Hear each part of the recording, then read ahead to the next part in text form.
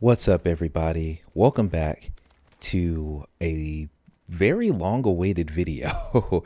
I know it's been a while since I put anything on my channel, but I figured it was time for me to get back into my bag and, review another album on this channel because music has been coming out and I've been listening to things in the meantime, but I haven't really felt the urge to do another one of these long form video reviews. So I figured one of my favorite artists is back out with some new music. J. Cole, the off season just dropped. I'm literally recording this the night after it dropped, so this is late on Friday. And yeah, I just want to talk about this album a little bit because I am surprised by what this album is. This is not what I expected from J. Cole, and it is refreshing in one respect, but it is also a teensy weensy bit disappointing in another respect. Overall, I do like the album.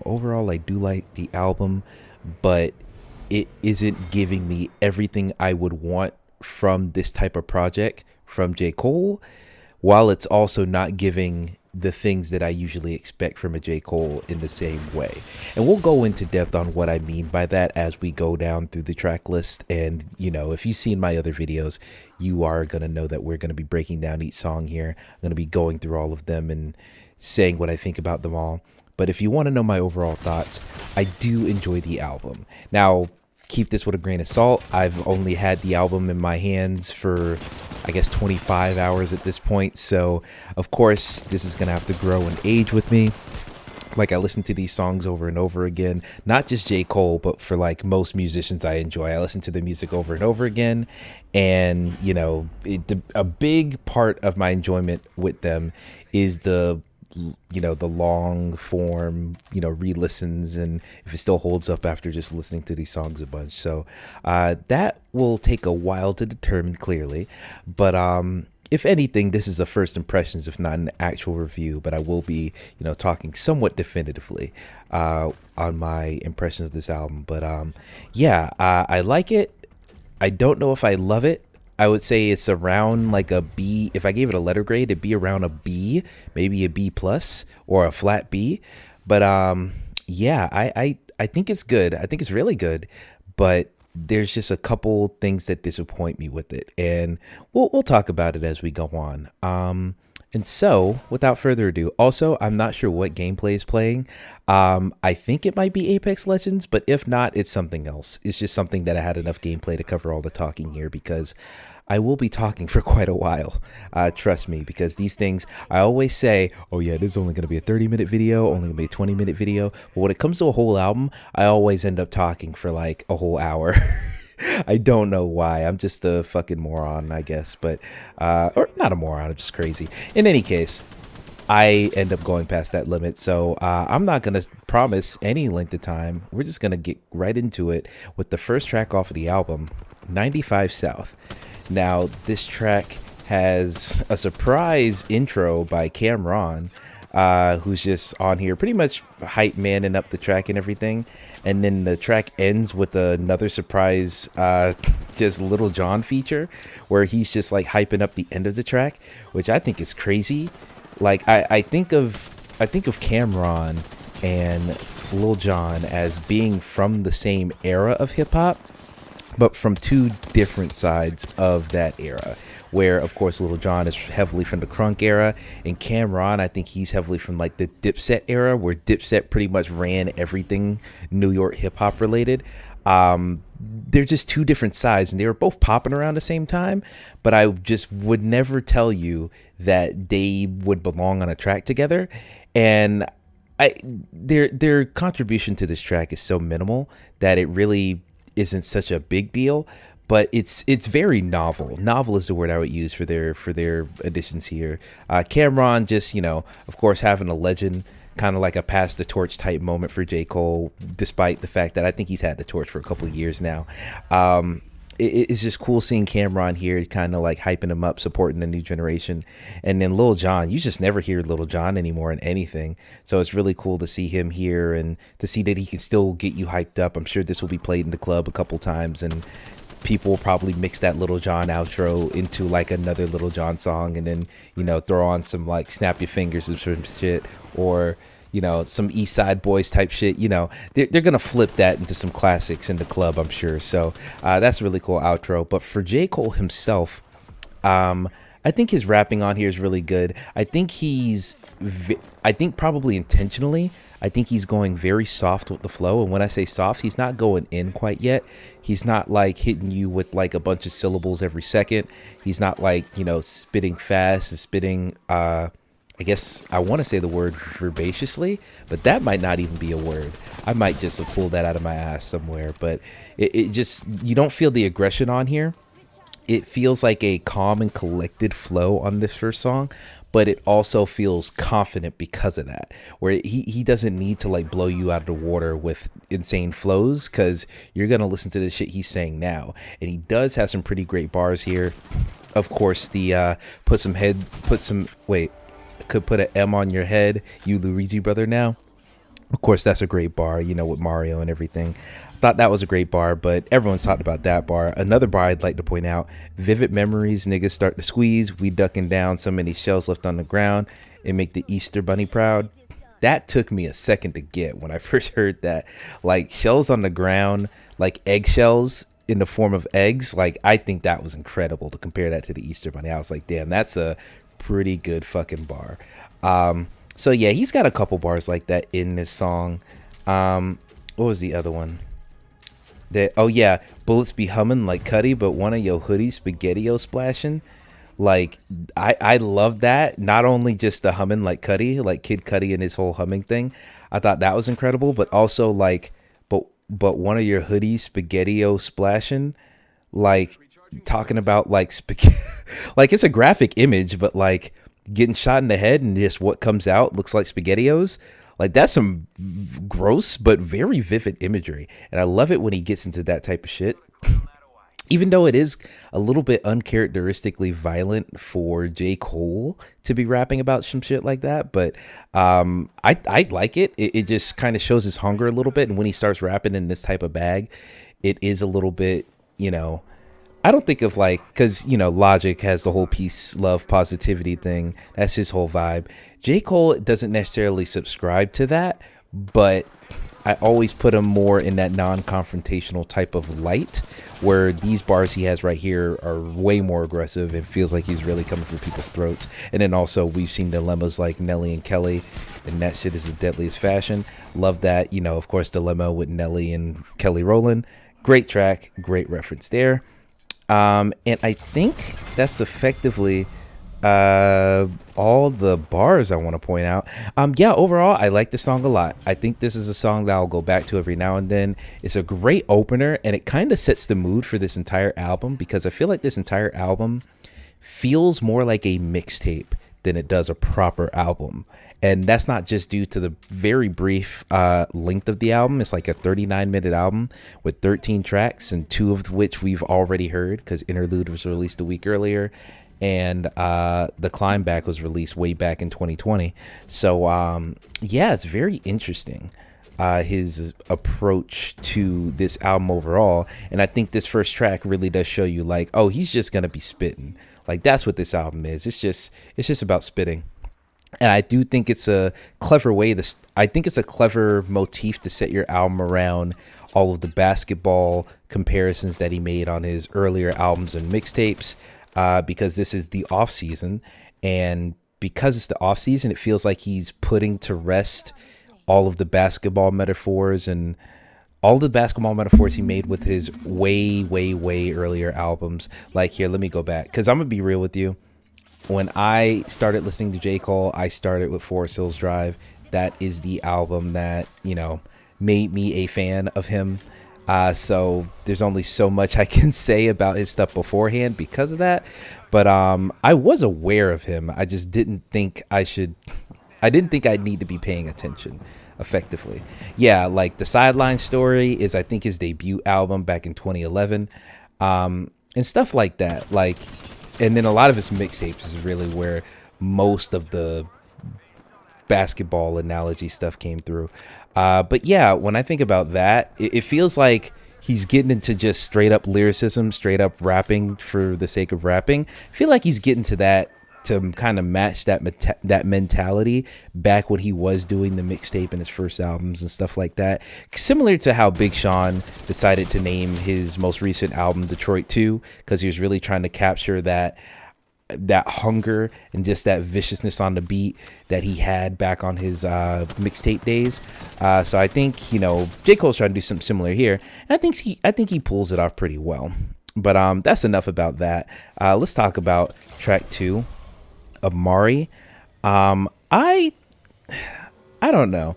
Whenever I think about this song, I don't love it. Like, I think about the song and I'm like, it's fine. But the song itself, when it comes on, I'm like, oh, okay, this is pretty good. It has a good bounce to it. Like, I think that's the main thing. Just the beat. I think the beat combined with J. Cole's voice, I think he's a little bit auto-tuney. He's kind of in his auto-tuney bag on this song, and this is the only song on this album that he will be in that bag. It just feels a little bit like, I don't want to say lazy, because you can definitely tell he tried, but it just feels like, I don't even want to say it's vapid. There's just something about it, or it doesn't feel substantial. It feels like empty calories, but musically. And I can't quite put my finger on why it feels like that. Maybe it is because it has a great bounce to it, but I think that bounce just makes it sound so easily digestible to where it feels like there's no flavor to it at times.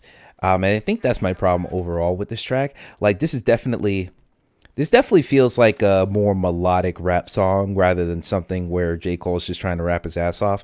And it really sticks out because on most of this album, he's just trying to spit as hard as he can.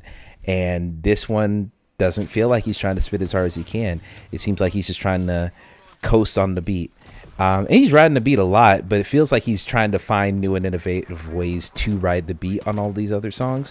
Where here on Amari, it just feels like, all right, you're sliding, but like you're not really doing too much more than sliding. And he's doing a great job at sliding, so I can't even be too mad at it.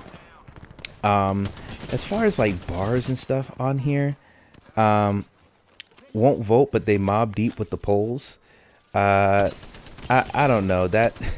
I don't even know if that was like a great bar. Is this the bar where he said bass fishing? Okay, yeah, this isn't even it. Yeah, he doesn't have too much on here as far as like a crazy bar that I was freaking out about. Either you gonna hustle hard or nigga Uncle Sam got your ass re-enlisting. I like that one. Kind of alluding to the fact that if you're in a low income area, you live in the hood or whatever, it is very likely that you're gonna look to the military as a way out. And to a certain degree, that is by design. America's known for their military prowess. They try to recruit all these people at very young ages to sign their life away to United States military and depend on them to, pay their way through school or to give them some type of consistent income for their near future. Like, it is a reliable way to have a sustainable life. But you might be asked to do war crimes, which America is known for doing, or just be asked to do some unethical shit that you're not happy with, or just to be complicit in some shit that the military does. And as we all know, the United States military has a lot of blood on its hands, to the point where those hands are probably stained.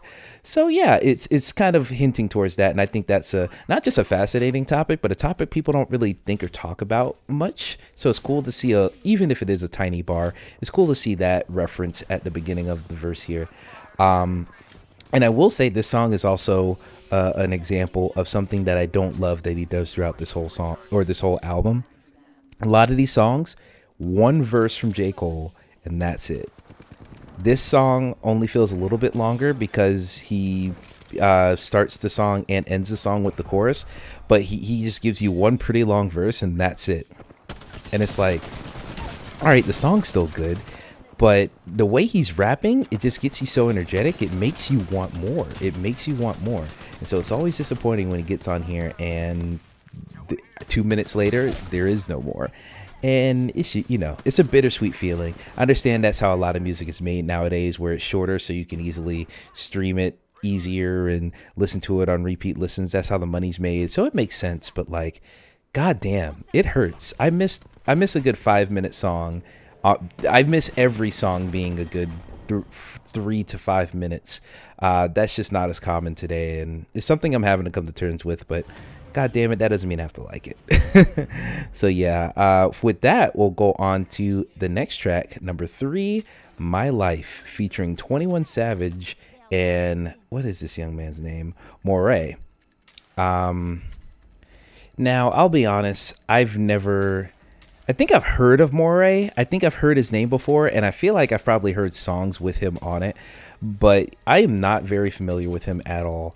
So I know people are excited at his appearance on this album, but like that meant nothing to me personally. So I really don't know what to say about it. I'm looking at songs of his.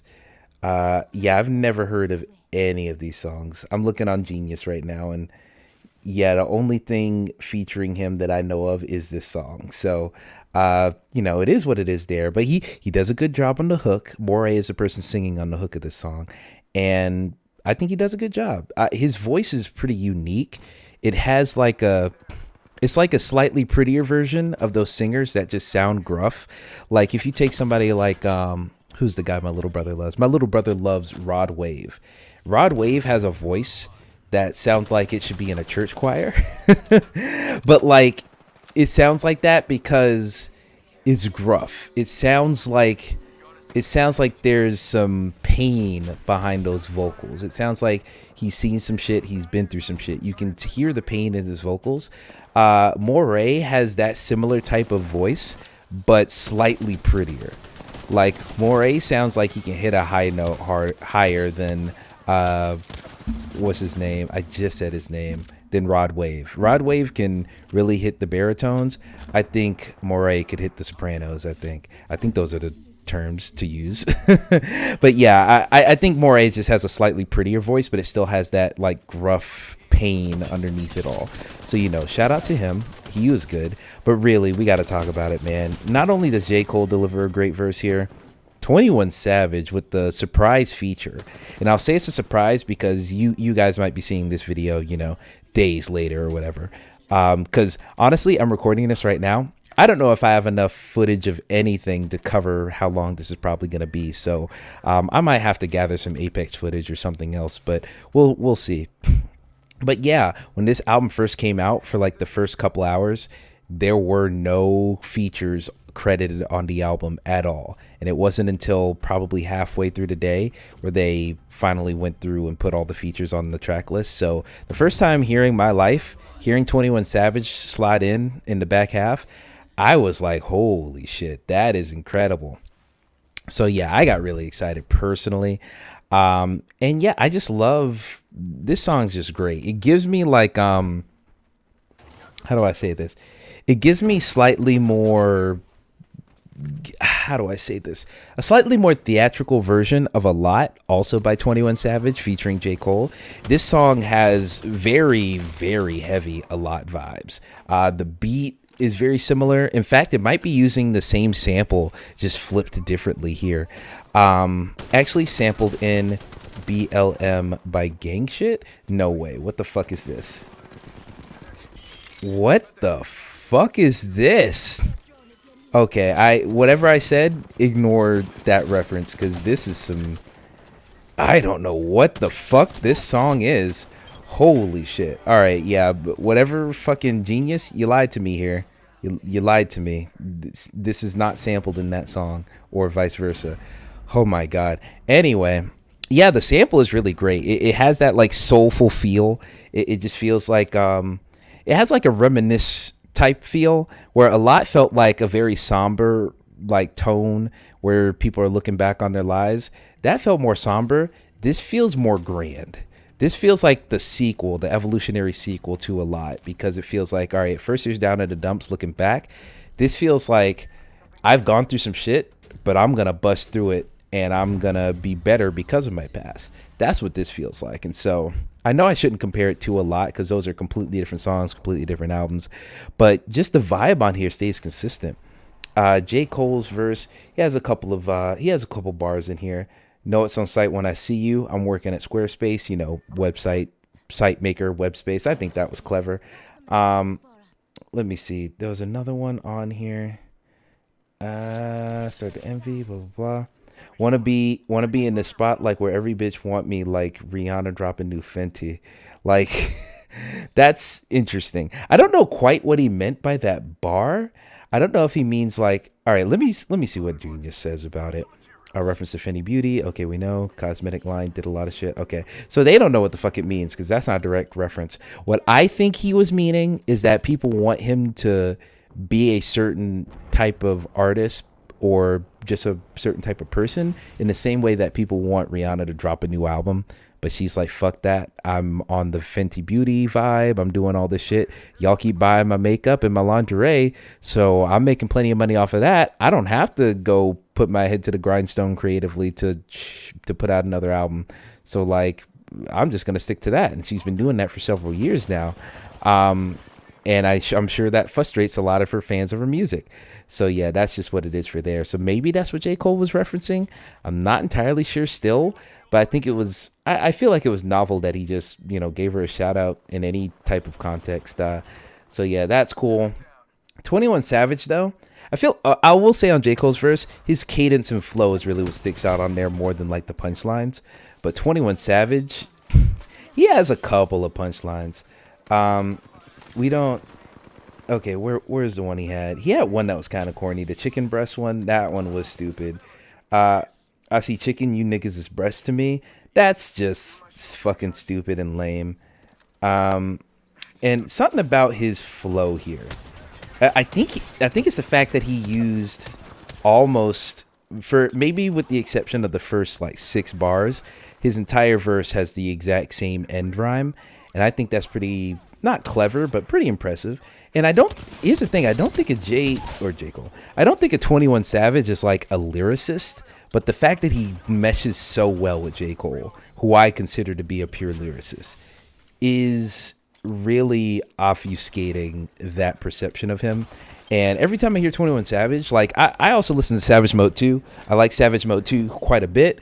Honestly, I like Savage Mode 1 a decent bit as well. Not as much as 2, but like I think 21 Savage is actually a pretty good rapper. I will say his verse does come into question.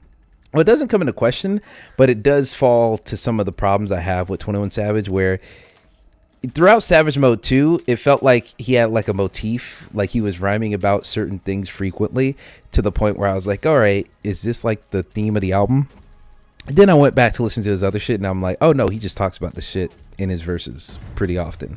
Like he has something about like falling in love with the wrong type of women, and then they did him dirty. Like he said that in every other song I've heard from him. That's common. And having a heart of gold despite having to do all this like horrible shit and like get people killed and all that shit. He's rapped about certain things like that before. So 21 Savage doesn't have a very wide well of stuff to pull for his verses, but I still like him. I still like his personality. I like his voice. I like his cadence, and he's always a pleasant surprise whenever he pops on anything.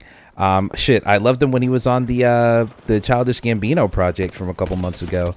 That very groovy joint. I think he's just a pleasant surprise whenever he's on something, and I hope the music industry uses more of him, because he's definitely the type. Everyone wants to use the baby right now because he's like what's hot, but honestly, you put 21 Savage on like a fucking Sia song, that Sia song might go up a couple of places in my listen to priority, because like in the same way that Kendrick can get on like a fucking, like Kendrick on the fucking Classic Man remix by Jadea, oh my fucking god, he went ham on there. And I think 21 Savage could really blend just as well on some of these pop hits if people tried to get him on there. 21 Savage isn't necessarily the most marketable rapper. I'll give them that, but goddamn, is he good? He is very good. So from there, we're gonna go on to the next song, Applying Pressure. Ooh, excuse me. I am going to listen to this one real quick, so give me just a sec. All right, yeah, I had to re-listen to it just to like make sure I had the right thoughts in my head, and my thoughts were correct. Yeah, I like the beat on this one. The beat on this one I think is it has like a wavy kind of like ethereal beat, but it also sounds like 90s hip hop as hell. It sounds so like boom bappy at the same time, while also being like kind of like a lot of modern music or a lot of modern production has this like wavy kind of like spacey quality to it, and this song definitely falls into that vibe. So yeah, I like it a lot. I think the beat is good. It's not my favorite beat on the album, but I think the beat is good. And it's just J. Cole on this one. And this is another thing I pointed it out earlier. Whenever it's just J. Cole on a track, it's usually one verse from him. That is the vast majority of the J. Cole only tracks on this album is just one verse and then he's out. But I think this verse is really, really good. I think this one, he's just really going in. He's just rapping his ass off. A lot of bars, a lot of like, you know, random references. And I fuck with that type of shit. Like even when he starts off his verse, dude. Applying pressure, started my grind when crime festers, and now it's showing like they in their second trimesters. Like that, who rhymes something with trimesters, let alone does it at the beginning of the fucking song? Like that's incredible. You know, a shout out to David East comes a little bit later. Shout out Dave East, man. I think he's like Nas's nephew or something, and I ain't gonna say he's like the next Nas, but like he definitely can rap his ass off. Like he's been getting some shine here and there too. So, you know, big ups to him. I should listen to him more. He's actually pretty good. And then he has a couple of other bars here. And there's a couple bars I want to get to here that are kind of fucking questionable. But he has this really good bar. Big boss, less Rick Ross, more like wavy Hideo Kojima. They tote steamers around the way we tippy toe. Like, the first time I heard that, I heard Hideo Kojima in a fucking J. Cole song. I was like, what the fuck am I listening to? I could not believe that. I was like, no way. Because at first I was in complete disbelief. I was like, there's no way J. Cole knows who the fuck Hideo Kojima is. Because I'll be real with you. Video games, we act like there's still some niche thing that nerds do. But like, I'm sure a lot of people play Metal Gear Solid, but I don't think people know who Hideo Kojima is. In the same way where people are like everyone likes Marvel, not a lot of people know or even care who the Russo brothers are, or who fucking Kevin Feige is, or Feige. So like in that way, I was surprised to hear Hideo Kojima on here, where I could see J. Cole playing some Metal Gear Solid. I wouldn't have thought he would have known the name of the person who makes it, but also I feel like Hideo Kojima really puts his name all over his products, so it's kind of hard to miss. But yeah, I thought that was awesome. Even the Big Boss line, which I didn't pick up until I was watching Blessing stream the other day, and he was doing a review of this album. I say the other day, like this didn't happen like 2 hours ago. But yeah, he made a connection to the Big Boss line, and I was like, fuck. You're right. He did Big Boss Hideo Kojima. Like, that's a great comparison, even though he was comparing that to like Rick Ross. Like, I was like, damn, that's really good. So that's like the biggest bar here that I want to point out. And he has this one sequence here where he's like, envy, keep your pockets on empty, so just focus on you. If you broke and clowning a millionaire, the joke is on you. Money ain't everything, I never say that. But niggas throw stones knowing they'll sell their soul to get whatever they at. Like, all right. Number one, just out of context, I've been seeing this go around on Twitter. If you broke and clowning a millionaire, the joke is on you. Like, I understand what he's saying. Like the whole idea of like, oh, you're gonna roast this person for having $1 million, but if you could switch positions with him, you would. And I think J. Cole, I don't know. I'm not gonna like crucify J. Cole for this, but I think the thing is like when people criticize and or primarily make fun of millionaires and more importantly billionaires, they're really coming from a standpoint of, especially if you're a billionaire, it's not likely that you made all that money ethically. Like no one becomes a billionaire with clean hands, if you know what I mean. Like, you know, we can point to everybody, fucking Jeff Bezos, Elon Musk. Like all these people got blood on their hands. Fucking Bill Gates. Like Bill Gates just dead ass like didn't he deny his patent to be used for the COVID vaccine, and then the government had to be like, nah, fuck that, we're just gonna let it be used anyway? It's like shit like that. And then of course all the horror stories you hear at all the Amazon factories. And Elon Musk, he started his fortune from the money that his parents had from like a fucking diamond mine in Africa.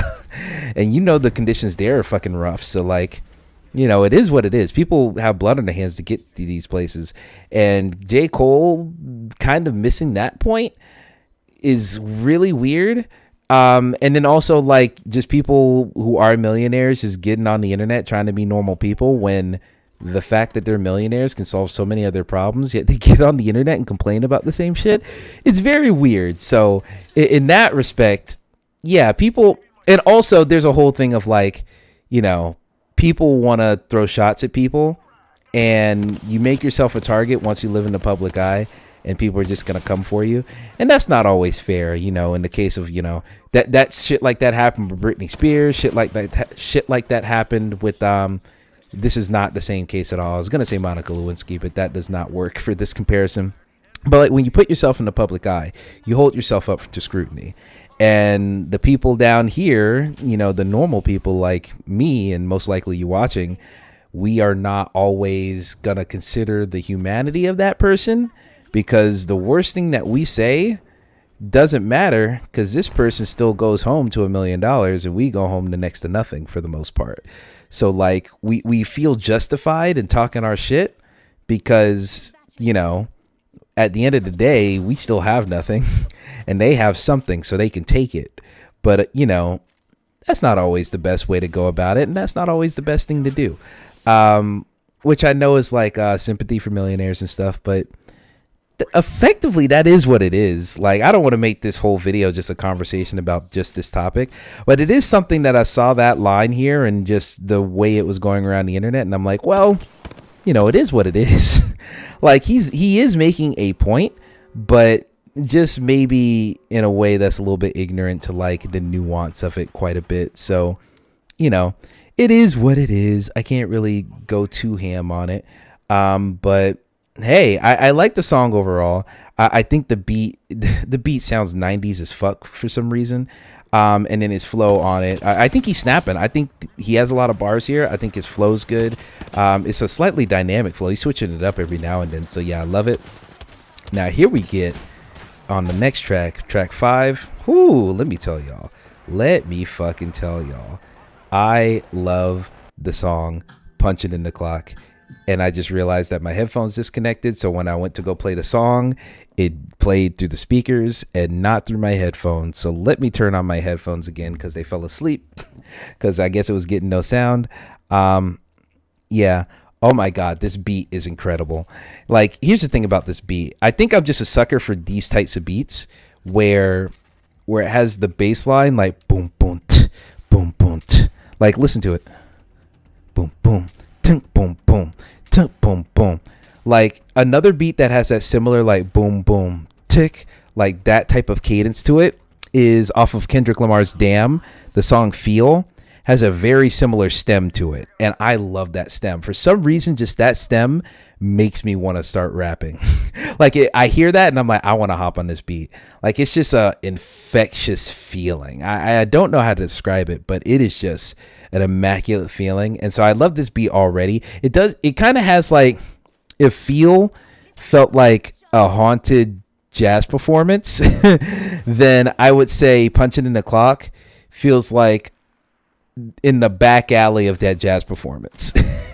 Like it feels grimier, but still just as spooky, if you know what I mean. It feels very like, it feels sleepy and not in a negative way. Like people said that it had interlude energy, this song. And I definitely can see that, but I think they say that because it has like a very low-key vibe. And also it is a very short track as well. The actual interlude song is longer than this fucking song. Or actually, no, it's not. Oh, yep. Yeah, it is 1 minute, 52 seconds for this song.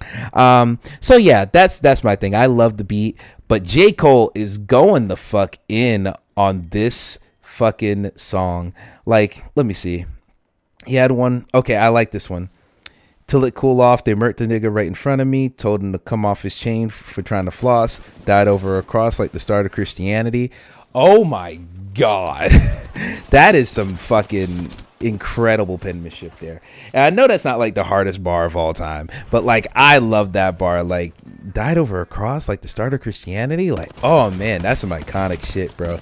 I feel like someone's had to have said that before, but just the way he said that, just so, it's the confidence on him, bro. And I love his like storytelling here, and the fact that he's able to storytell while keeping this same cadence for a very, very long time, maybe even the entire verse. But like when I was a boy, the teacher often reprimanded me. Thought it was toys. It was a Glock this nigga handed me. I busted the trees. Was barely strong enough to squeeze. Bullets traveled through leaves. It probably killed somebody randomly. Oh my God! Just it feels that cadence is infectious, and I love that cadence. And he carries it through most of the song. And I think that cadence matched with this beat. It's just like, damn, when I say he has a dynamic flow on this album, this is a great example of that, where he's writing the beat in such a creative way where I would have heard that beat and I would not have come to the conclusion to write it in this way, no matter how long it took me. So like, bravo, this is an artist made this song. This is an incredibly impressive song to me. So yeah, love it, love it, love it. Of course, you have the outro by Damian Lillard. I'm pretty sure that's a basketball thing. Who is Damian Lillard? Because I feel like I've heard that name in music conversations, but I'm also pretty certain that's a basketball. Yeah, it is Damian Lillard. Yeah, I don't really fuck with basketball. I don't really watch sports like that, so some of these references are gonna go over my head. But yeah, you had a little outro, little speech from him talking about, practicing, honing in your skills. And of course, J. Cole does look at this rap game a little bit like basketball, because he did play a lot of basketball growing up, and he thought he was gonna really blow up off of basketball. He loves playing, so it's very interesting to see that go into this direction and him put that similar mentality into hip-hop. So yeah, pretty cool, pretty fucking cool. So yeah, we're going to continue on to the next track, 100 Mil. Now this is a favorite for a lot of people. I don't know if I like it as much as everyone else. I think I respect it, but I don't know if I love it. It has big triumphant energy. I've compared it to We Major, the song by Kanye West featuring Nas. I've compared it to Trophies by Drake. I've compared it to a lot of those songs that just have, even My Life by Slaughterhouse, where they have a big triumphant vibe, like I can do anything, I can succeed, I'm gonna win. It has that energy to it, and also the repetition of the chorus. I think it's a really good chorus, like 100 million, I'm still on the grind, 100 million, I'm still on the grind. Like everyone I've heard who's listening to this, not everyone, but a lot of people that I know that have been listening to this album, this is one of their favorites, and this is like a good turn up song. Like, let's just get hype and go. This is like Let's Go personified as a vibe. Like when people are like, let's go, like this is the type of energy I'm imagining. And it's good.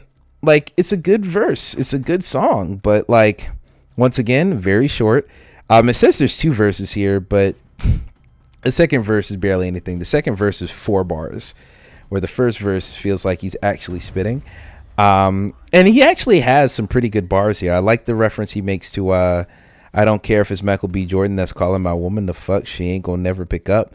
Like, that is some confidence there, knowing that you have power, money, success, respect, and loyalty. Bro, that's incredible.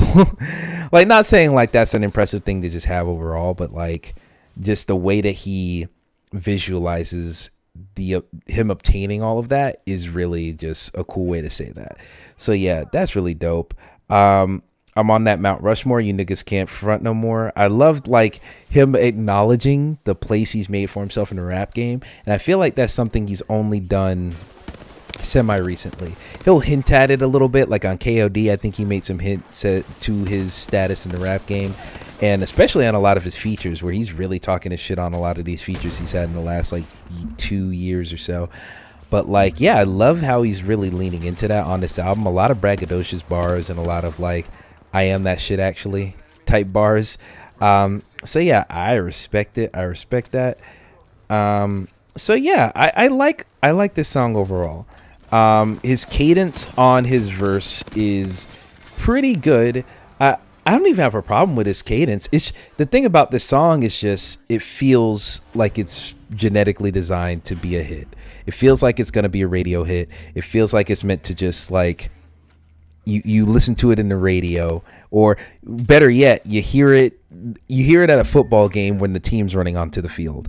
Like that's what it sounds like. It has that energy to it, and because that's such a very specific commercial energy to me, it's hard for me to like fall in love with the song so easily. It's a song that I'm gonna like and will enjoy, but I'm never gonna be like, oh yeah, 100 mil, that's my favorite song on here, because it just feels like a generic answer.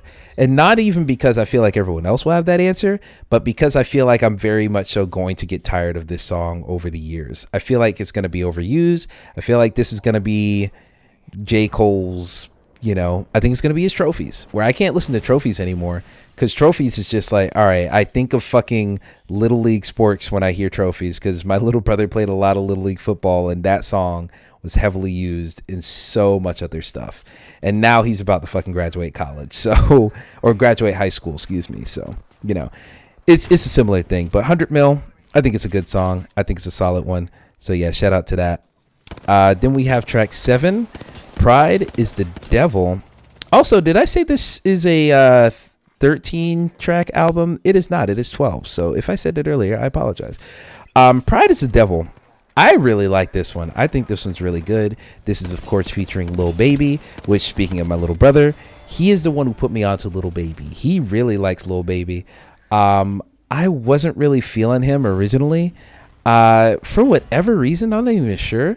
I think it's just his flow, just the way he enunciates his words and the way that he like speaks. It's different, but like it's off-putting at first. Like, it feels like someone who doesn't open their mouth wide enough when they talk. Like, it feels like an accident when you hear his cadence at first. But, like, eventually you get used to it and you start to be able to actually hear the words he's saying, rather than just being off-put by his voice and flow. Or not even voice and flow, it's just his cadence. But in any case, Lil Baby comes through here. I think his verse here is really good. J. Cole really, they play off of each other. Very, very good here. J. Cole really sets it up for him. And J. Cole kind of like spits a little bit, and then Lil Baby kind of picks it up. And God, I think it was incredible. Now, J. Cole, let me just say this. J. Cole kept the same cadence for almost his entire solo verse. And not only does he keep up the same cadence, he is talking about some real shit. Like, literally, the song's called Pride is the Devil, and he's talking about how pride makes you do all these inane, shameful, terrible things.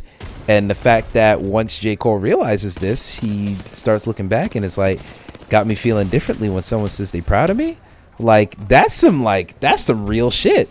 And this is like one of the only examples on this album, I feel, where he is saying some real shit, but he's saying it in such a aggressively lyrical manner that it comes off as just another hot line, rather than like some profound, like, oh fuck, like the end of Mortal Man type shit. If you're a Kendrick fan like me from To Pimp a Butterfly, yeah, it doesn't come off as like some mind-blowing thing, but when he said it, it's like, damn, that's hard though.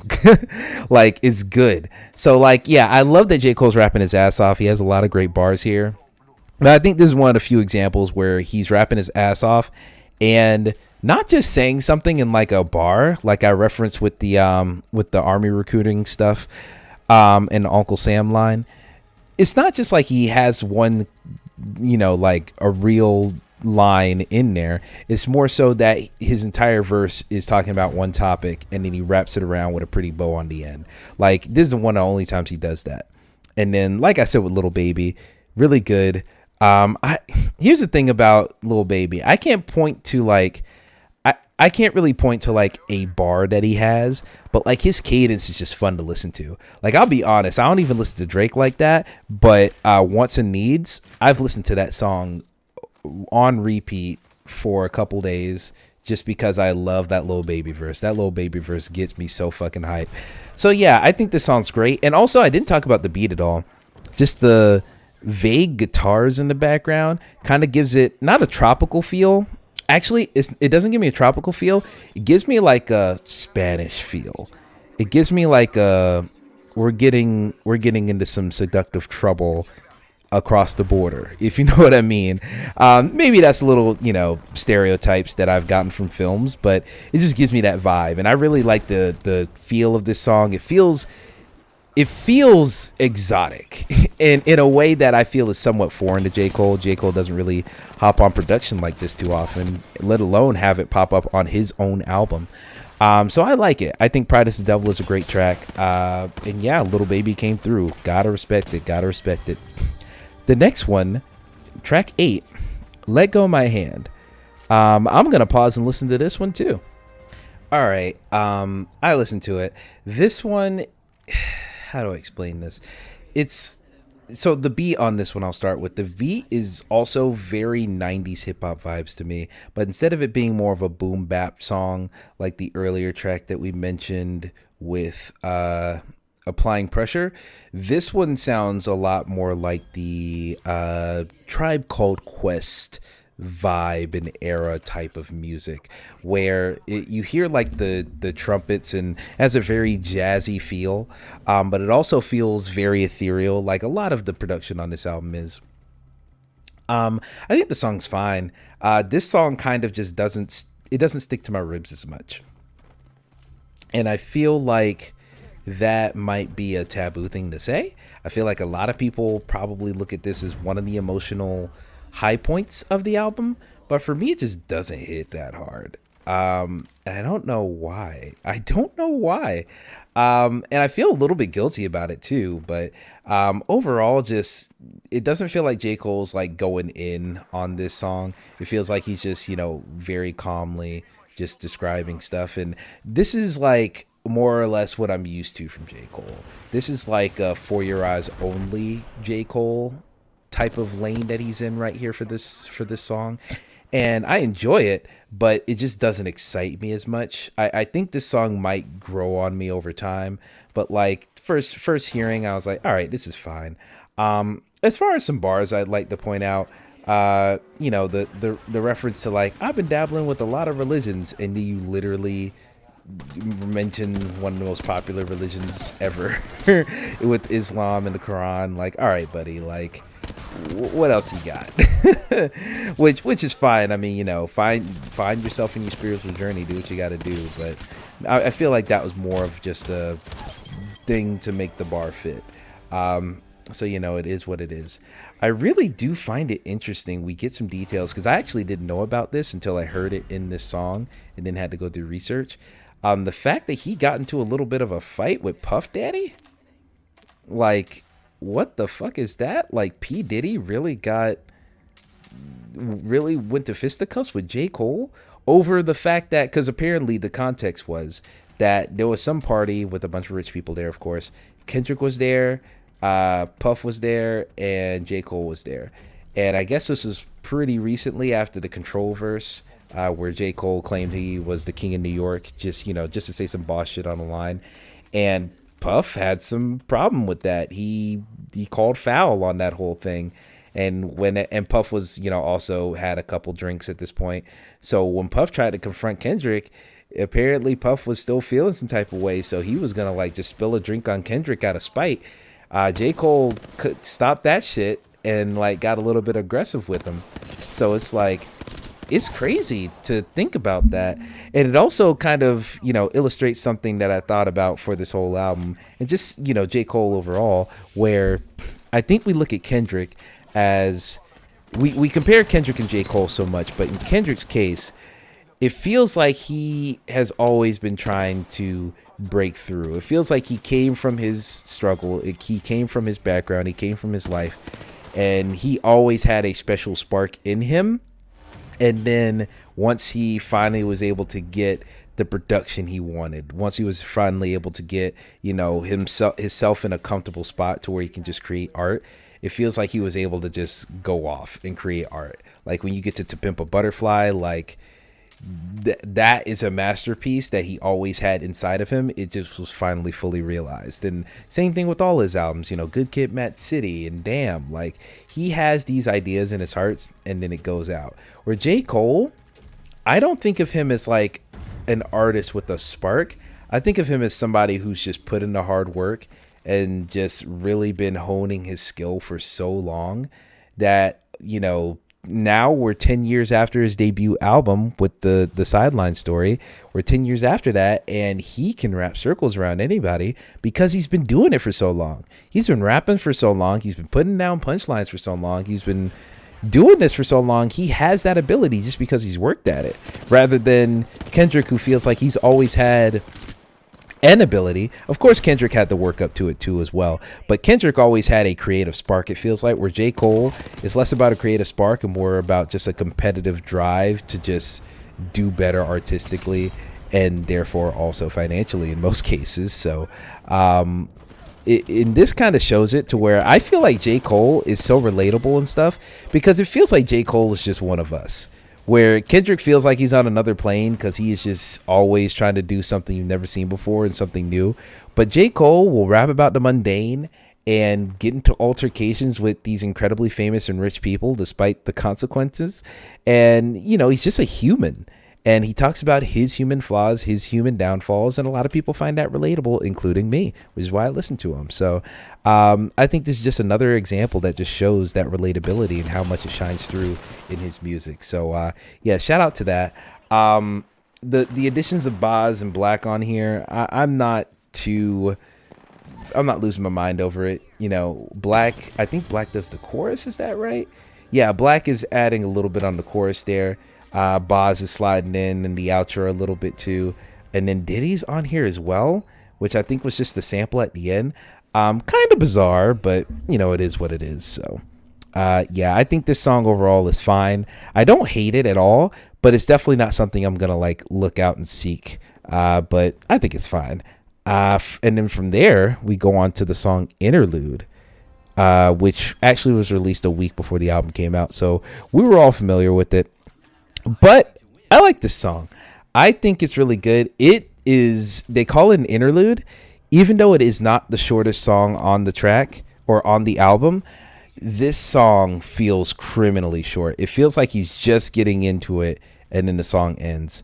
And it's really disappointing because, this is kind of like the best example of what frustrates me so much, where J. Cole is going in for a whole verse and then the song's over. And that happens for a good half of the songs where he's just going in. And it annoys and upsets me every single time.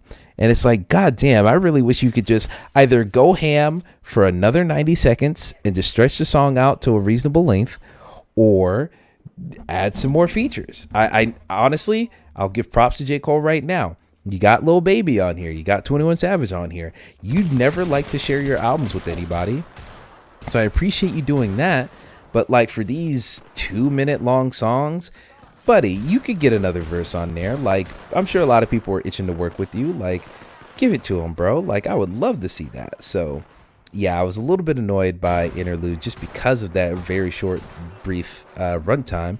But God, does he... Number one, the beat is on some soulful shit again. Kind of similar to both A Lot and My Life, both of the 21 Savage features. It has that kind of vibe to it, where it feels soulful and feels kind of achy breaky too. It feels like a very broken track instrumentally, but it almost feels like someone's crying in the background, which is like very almost unsettling. It just, the way J. Cole's just going in on here, I think that's what makes it a little bit less unsettling, because the instrumental feels like it's so much full of pain. And honestly, J. Cole is rapping a lot about trauma and pain, so it matches. But the way that he's talking about it is just so furious, and his cadences and flows are just so aggressive, to where you get into his cadence and his flow more so than the beat of the song. And the beat does build up as it's going, and he keeps going, and he keeps matching his cadence more and more. And it just feels like it's amping up, and it's building and it's building and it's building, and then it just ends.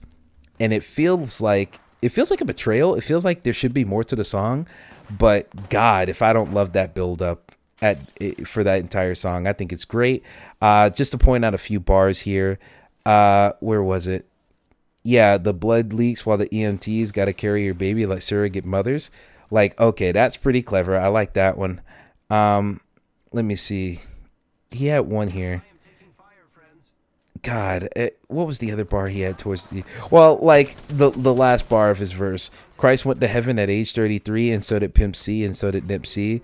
Like, all right, that one.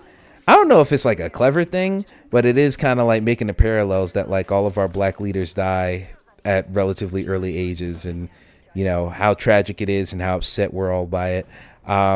And I like this other one. My homie got out on parole. He sold more Coca-Cola than the soda industry.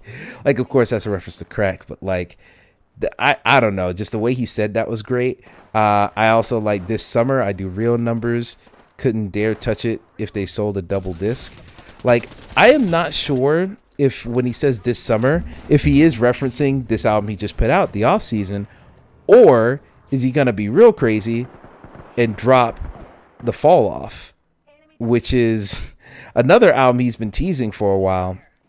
And honestly, I feel, well, we'll get to the end, but I feel like the Fall Off could be somewhat around the corner based off of how bite-sized much of this album comes off as. But you know, it is what it is. But Interlude, great track. I enjoy it greatly. But I don't know. It just feels so brief that there's not that much to chew on. But what is there to chew on is really fucking delicious. So yeah, we'll go on to what I consider the climax of the entire album, the climb back. And it is a little bit tragic that this is kind of the excuse me. It is a little bit tragic that this is the climax of the album for me, because I do feel like this track is number one, it's the longest song on here at 5 minutes. A little bit longer than 5 minutes, but it just has this incredible instrumental. Like I said this on Blessing Stream, but it sounds like if Sleeping Beauty was shot in Compton. Like, it goes hard and it hits hard with bass and everything, but then it has like this sparkly, light, airy quality, like fairy dust got sprinkled over it. It feels like a Dre beat with glitter, but like not in a flamboyant way, but just in a very pretty, delicate, sweet way.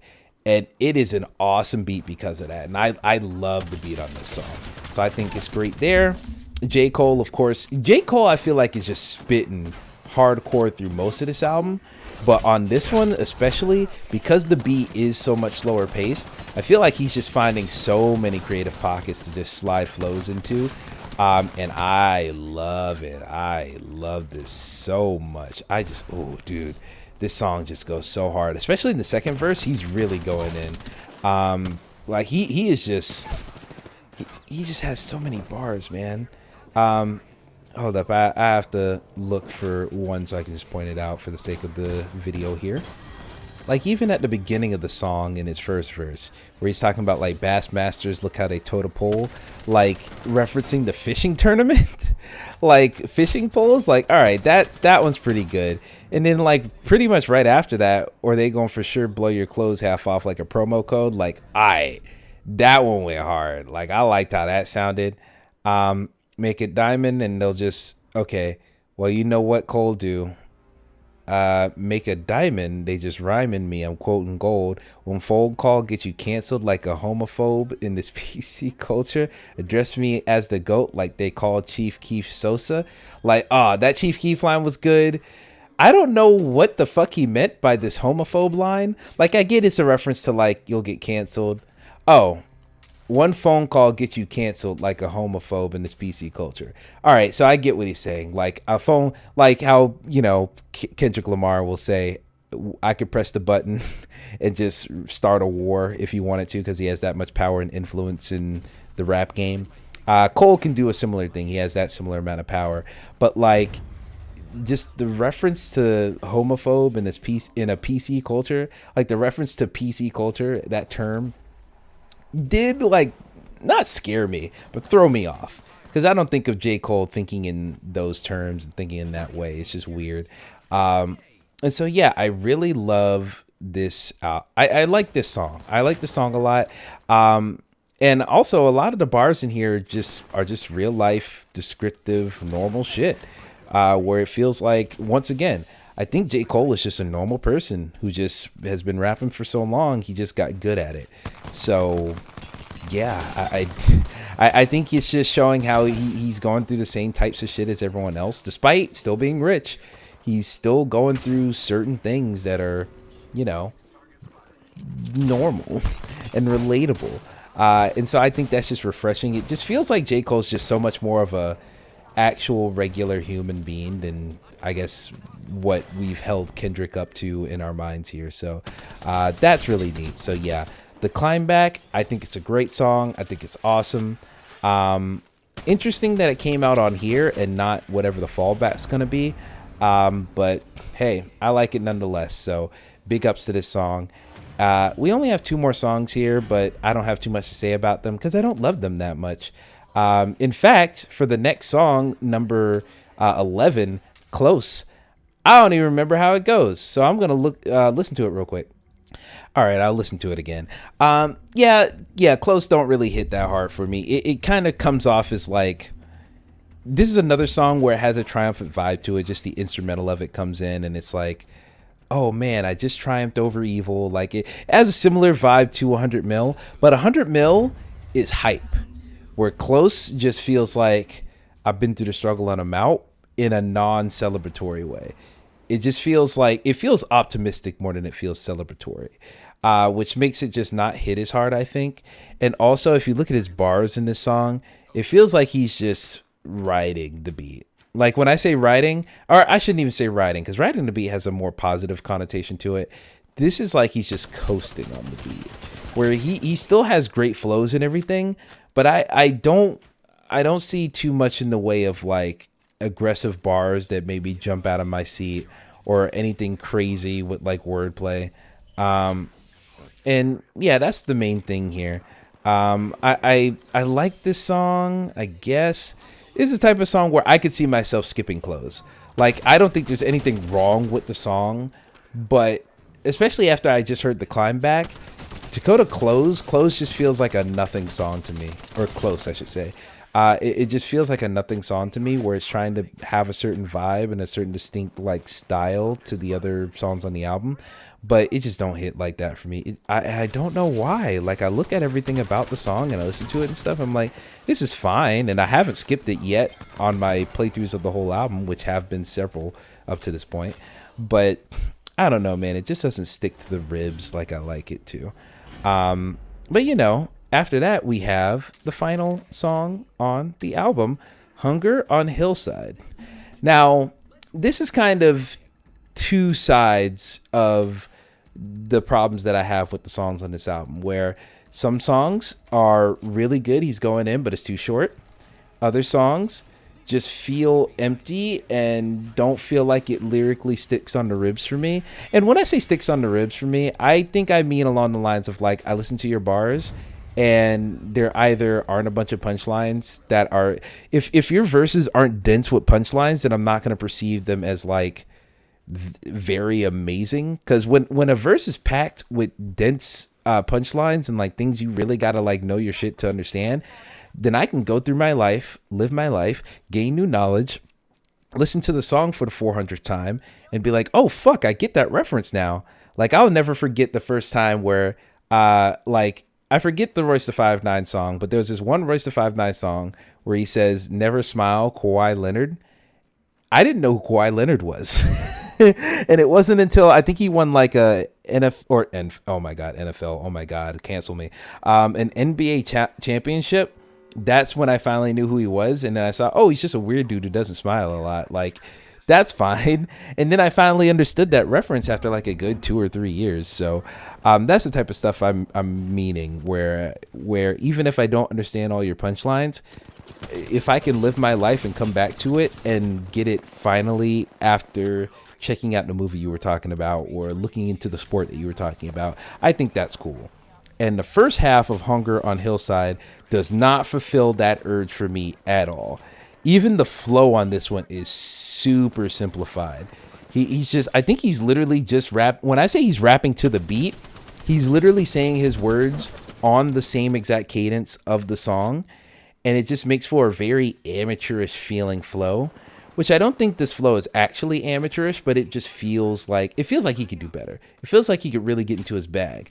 And I think that's what he fulfills in verse 2. Verse 2, he gets in his bag, and he has some very he is trying to fit a lot of words into the same pockets that he was just coasting through earlier in the song. And I really like it. And it just comes off as like ferocious and fiery. Like, I see right through you niggas, just like Tupac's hologram. Love that. Like, he has some great in here. Niggas can't see me 101. That's word to Kyla Pratt. Reference to the sitcom on UPN. Like, God, I love these bars. Like, he's really going in at the end. And so I think this song is the most emblematic of my issues, because once he's going in, the song ends. And that really upsets and disappoints me, because I could easily listen to a verse like that second verse for like a good 5 minutes total. And by the time you're just getting into it, the song's over.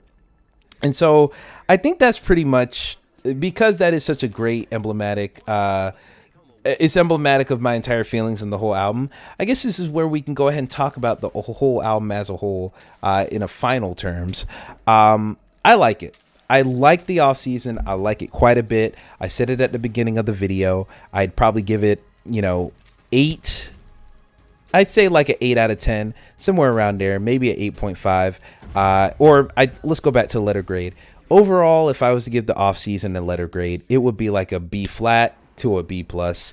I think it is really good. I think it is really solid. I, of course, love J. Cole. I have been waiting for him to get into his rapidy rap, I'm just going to spit some words vibe. And this album is finally giving that to me.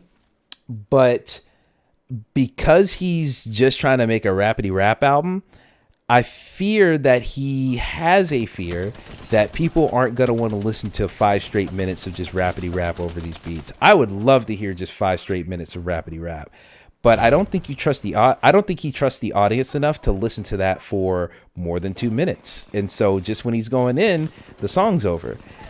So, that's a little bit disappointing. And I do think it is refreshing, because I always feel like the thing that brings J. Cole down in his in his most recent albums is he has a pressure to make a profound statement or to like have a big grand meaning on all of his albums. And this is the first album in a long time where there is no big grand overarching meaning. It feels like he's just getting some lyrics off, getting these bars off and dipping out. And I find that super refreshing. I don't find myself craving an overall message and everything in this album. It does not have one to me. It has like themes and stuff, but there is no consistent, like, here's the message of this album, here's the thesis statement. It doesn't have that, but it's just a good time. It's just, I feel like all of these features that J. Cole has been doing over the last like year or two have been building up to a project like this, to where it's not about making a grand project. It's about, all right, I'm gonna get some great rappers, I'm gonna get some great producers, and I'm just gonna spit like my heart depends on it, or like my life depends on it. And I love it. I like this a lot.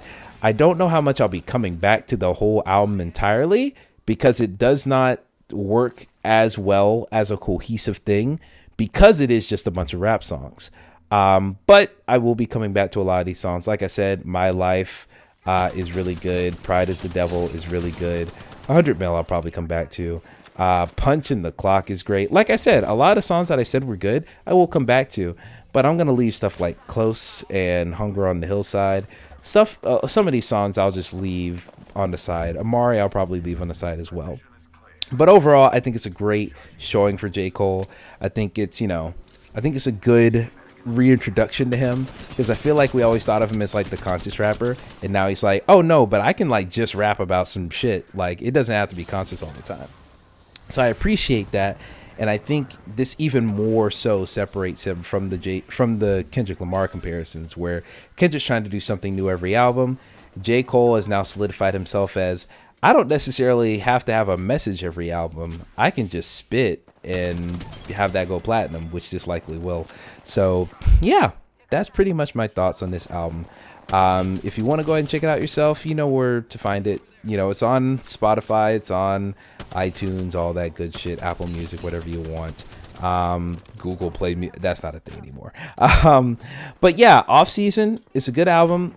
Because it feels so bite-sized in nature, I'm kind of hoping the fall off is not too far away.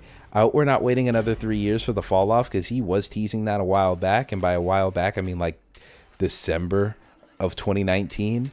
No, December 2019, and then 2020 happened, so no developments. But when he dropped those 2-pack of samples of singles back in 2020, it felt like something was about to drop then, and now here we are with the new project the year after those singles came out. So I don't know where the fallback is, or where the fall off is. I don't know if that album's coming this year or next year or never, but with the bite-sized nature of this, I kind of hope it's coming a little bit earlier, because I'm not necessarily, like I said, I'm not craving a message from J. Cole, but I am craving an album with a little bit more meat on the bones, where whenever he does make an album that doesn't have a message or anything, that does have messages and whatnot, those songs tend to be bigger and more grand and less bite-sized. I just want like full-size songs that give me an entire emotional experience, rather than hyping me up and then leaving me with blue balls, pretty much. So, yeah, I think I've talked enough. It's an hour and 10 minutes. This is going to be another longer video, but hey, J. Cole's worth it. Just God help us all when Kendrick Lamar comes out with his album, whenever that is, because this will be a 3-hour video. Good God. So yeah, I'm going to go ahead and dip out of here. It's almost 3 a.m. at this point, and I just wanted to get these thoughts off before I went to bed and forgot them all. So yeah, once again, thank you all for watching. This has been Emmett Watkins Jr., also known as EJ Spun61 on all places on the internet. You can, of course, follow me on Twitter. That will be in the description somewhere. And yeah, that's all I got. And as I always say, keep it real, keep it trill.